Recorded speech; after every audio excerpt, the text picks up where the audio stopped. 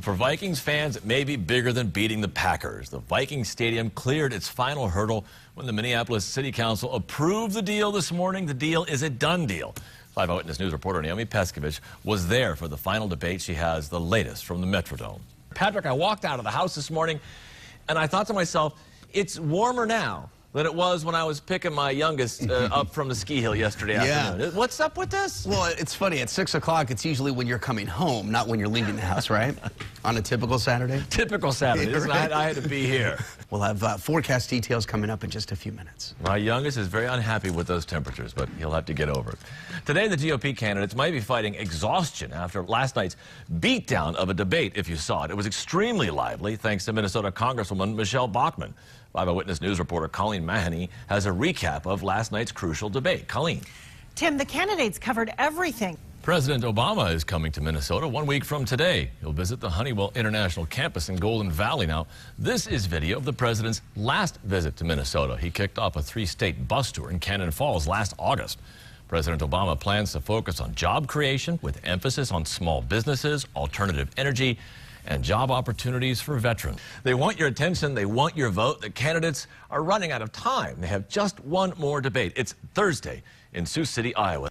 New this morning, the battle continues today in a Minneapolis neighborhood that residents consider a village. It's happening in Linden Hill. A lizard found abandoned last summer in Cottage Grove put on a show for local kids today. We first introduced you to Romeo last August. He was found wandering around Ravine Regional Park and spent several days at a local vet. Romeo is now part of Monty's Traveling Reptile Show.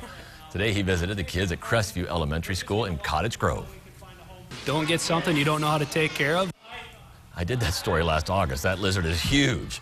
Look at this new video for you this morning. Surveillance camera captured the inside of a restaurant as an earthquake rocked Mexico's capital city on Saturday.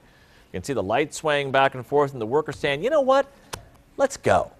The 6.5 quake was centered in Mexico's western Guerrero state.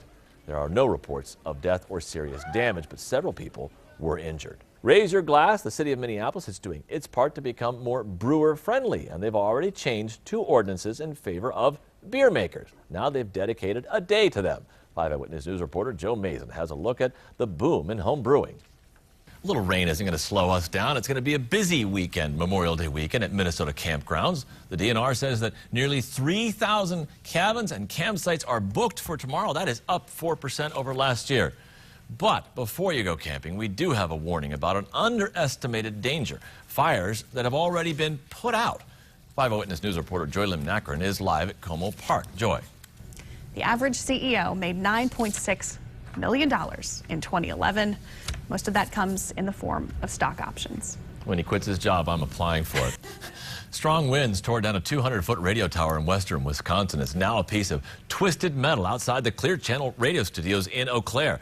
Moments before it went down Thursday, the power went out. You can see why. Huge trees came down. Power lines, even homes, utility crews have restored power to thousands of customers. And over in central Wisconsin, a tornado uprooted trees and knocked down power lines there.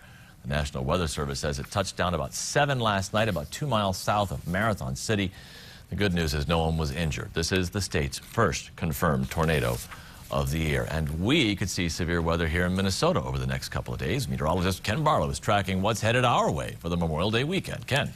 Something's happening right now in the state that usually doesn't happen. Doesn't happen. Especially where it's happening. It's happening up in the Brainerd Lakes area. Severe thunderstorm warning. That's very unusual. A group of black-bellied whistling ducklings had quite a morning after they walked right into a storm drain. Now, fortunately for them, neighbors were watching. They called Animal Care Services in San Antonio, who came right out because the ducklings are actually federally protected. Using a net, they were able to scoop the little guys out of there. The ducklings were then reunited with their very anxious mom and dad. You little ducks are in trouble. Where have you been? 10 seconds for weather. Go. A couple of scattered showers and thunderstorms this weekend. Still in the 70s, so still mild. Thanks for joining us.